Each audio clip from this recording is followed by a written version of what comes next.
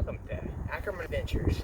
Today, on our first episode of Tech Tips, we're going to install this SteadyFast trailer stabilization system on our Grand Design 311 VHS.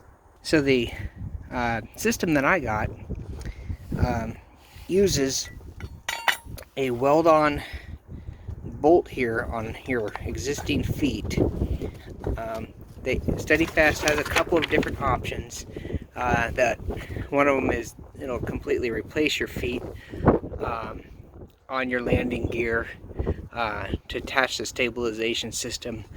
I chose to go with the weld-on style because I'm thinking of getting the RV snap pads, so then I'll still be able to use those with my original feet. So I got these. I kind of laid it out yesterday, brought these home, welded them. You can see it right here.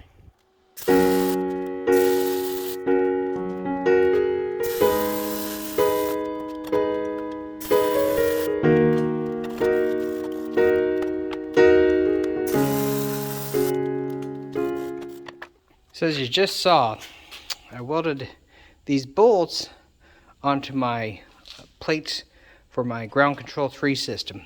Now, before you weld these onto there, you want to grind down the surface of your plate so that you're welding to metal.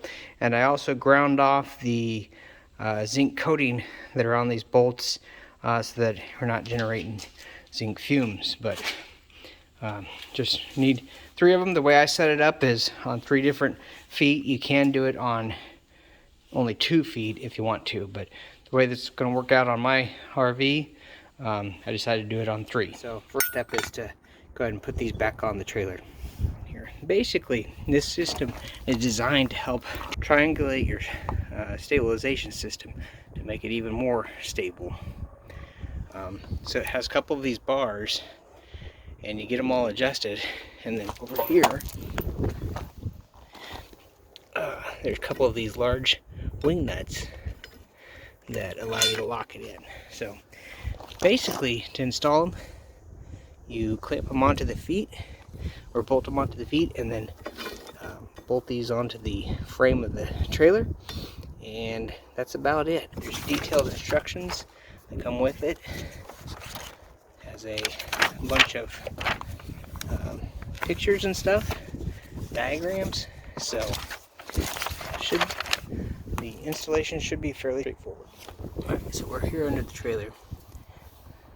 The bar attaches to the foot there and goes up to the frame here, and then this T nut tightens the clamp up on the bar going through this bracket. So we have to bolt this bracket to the frame.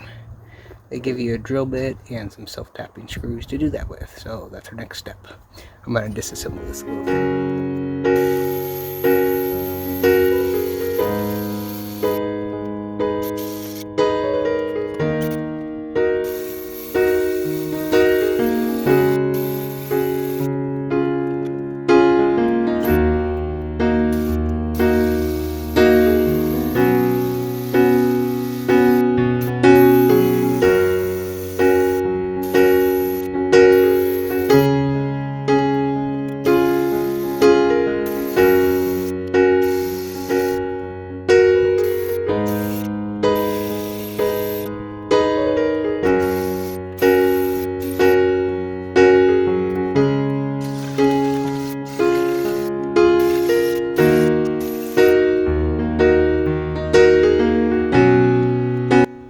Instructions, we drilled the 4 17/64 holes in the frame. This is an I-beam frame, and now we're going to put in the self-tapping bolts through these. One thing to note is you want to make sure that you're not going to hit anything, wires, gas lines, anything. On mine, we're on the front end, so this is a piece of sheet metal right here that goes into the front garage area. So I made sure that nothing was in there either. So I'm going to put these in.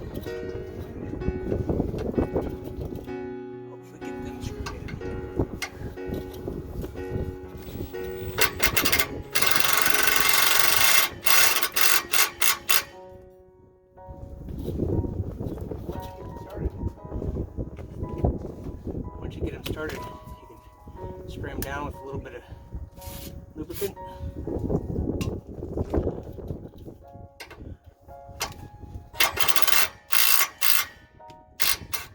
Also back them out. Spray them with a little bit of lubricant.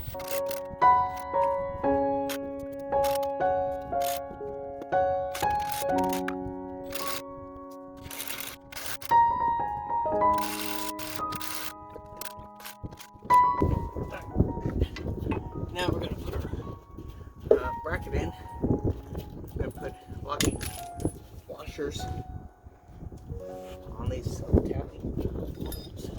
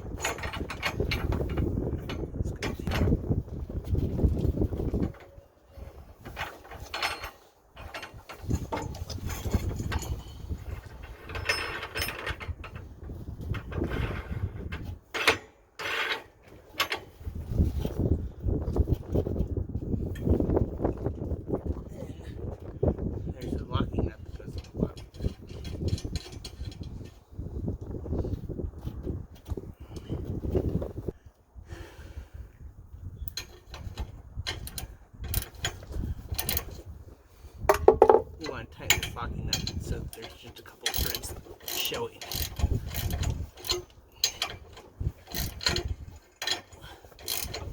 About like so.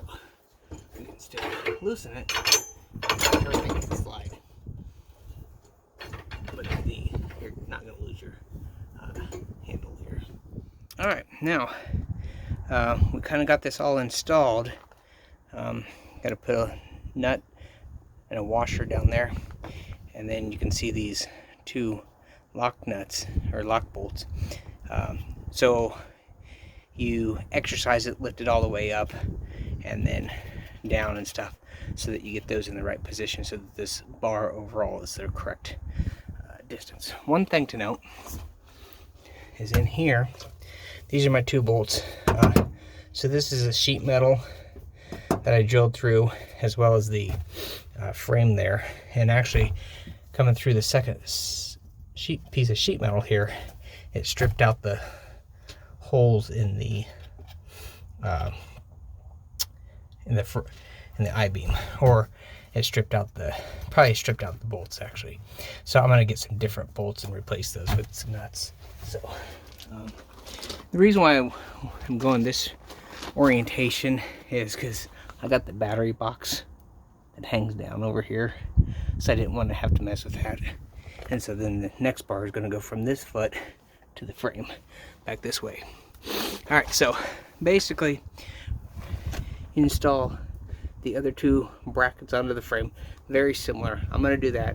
Don't need to bore you with how to do that. It's just a repeat of that, and then kind of come back and show you how it all works together.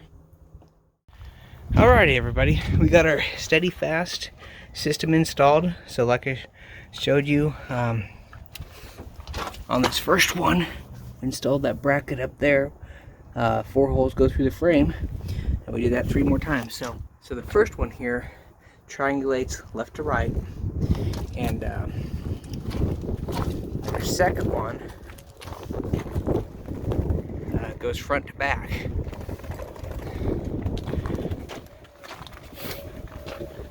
And then our third one also goes left to right. So here. So I chose these locations so that the handles were easy to get to. So this one, so this is the rear one, I would actually like to put over on that behind this jack, but I have a sewer hose there, so there just wasn't room for it. If I could have put it over there, then it'd be a little more accessible with the slide out, which ends right here. But, you know, we'll probably get these set before we actually put the slides out. So that's some of the things you have to consider, is how accessible is everything and how do they work. So that one there, that's really accessible, and so is this one. So the only thing we have to do now is raise up the trailer to the maximum and set the stop bolts right here. These are still loose. I gotta do that first. I'm not gonna worry about it today. But really, this installation was pretty simple. I mean, drilling bolts or drilling holes through thick metal isn't terribly fun, but if you start with a small drill bit and then step up to the larger drill bit, it's not terribly bad. This system is supposed to work really well. Everybody that I had heard had used it really liked it. There's only 3 bars. The strong arm system, which I considered, it had 4 bars, and so this one might be a little bit easier. I don't know. I think the strong arm system also went across in the middle here. And then I also liked the big handles here, so they're easy to tighten down. You know, there's no tools needed, everything to get it all set up. So not ready to really test it out right now.